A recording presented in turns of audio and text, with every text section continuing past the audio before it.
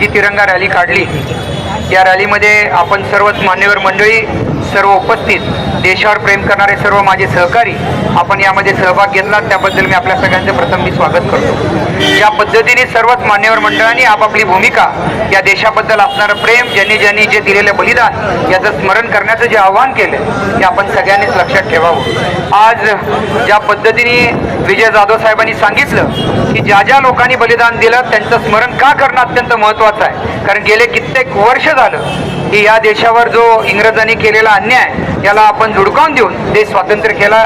यासाठी नुसतं गांधी परिवार नाही तर इतर सर्वच थोर पुरुषांनी यासाठी बलिदान दिलेलं आहे, त्यांचं स्मरण सुद्धा तितक्याच महत्त्वाचं आहे। आज आपण या ठिकाणी सर्वजण आलात, या ठिकाणी बरेच असे कार्यकर्ते आहेत की जे दिन बोलवता आलेले आहेत, त्यांचं जे देशाबद्दल प्रेम आहे ते त्यांनी या ठिकाणी दाखवून दिलं, त्याबद्दलही मी त्यांचं मनापासून स्वागत करतो। निश्चितच देशाचे पंतप्रधान आदरणीय मोदी यांनी जे देशाचा एक स्वप्न बघितलेलं आहे 2047ला आर्थिकदृष्ट्या सक्षम आणि जगामध्ये आपण पहिल्या क्रमांकावर कसं पोहोचू, जगामधल्या सर्व तरुणांना एकत्र भारतामध्ये आपल्या देशातील आणून आपल्या देशातील लोकांना की भारत हा देशामध्ये जगामध्ये हा कसा प्रसंग क्रमांकावर आर्थिकदृष्ट्या सक्षमरित्या होईल, हा देश नुसता आयात करणारा नाही तर निर्यात करणारा आहे, ही भूमिका या ठिकाणी आपल्या सगळ्यांना दाखवून द्यायची आहे। प्रथम देश, मग धर्म, मग आपण, ही भावना या ठिकाणी त्यांनी जी आठवण करून दिलेली आहे याचं स्मरण आपण सगळ्यांनी लोकांनी करावं, या झेंड्याचा मान सन्मान राखावा।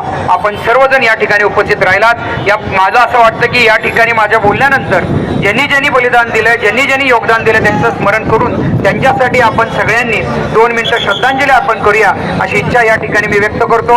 15 ऑगस्ट दिवशी आपण सगळ्यांनी भारतीय जनता पार्टीच्या कार्यालयामध्ये ध्वजारोहणासाठी यावं ही इच्छा या निमित्ताने व्यक्त करतो।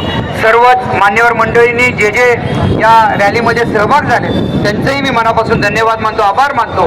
निश्चितच ते देशाचे पंतप्रधान मोदीजी आणि त्याचबरोबर राज्याचे मुख्यमंत्री आदरणीय देवेंद्र फडणवीस साहेब यांनी जे स्वप्न देशाबद्दल राज्याबद्दल बघितलेलं आहे त्यासाठी आपण सगळ्यांनी भाग घ्यावा, आपण सगळ्यांनी सहकार्य करावं ही इच्छा या निमित्ताने व्यक्त करतो। आपण सगळे या ठिकाणी उपस्थित राहिलात त्याबद्दल मी सगळ्यांचं मनापासून पुन्हा एकदा स्वागत करून या रॅलीची सांगता करून मी सगळ्यांचे आभार मानतो आणि या ठिकाणी मी धन्यवाद मानून रजा घेतो। धन्यवाद।